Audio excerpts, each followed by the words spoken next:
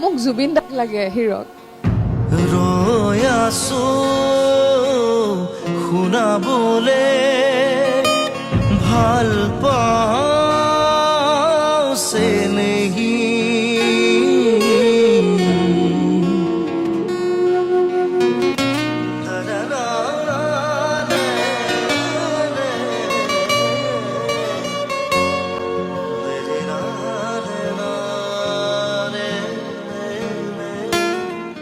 আজিৰ আমি এই খণ্ডটো জুবিন দাৰ নামত উৎসৰ্গা কৰিছোঁ জুবিন দালৈ শ্ৰদ্ধাঞ্জলি জ্ঞাপন কৰিছোঁ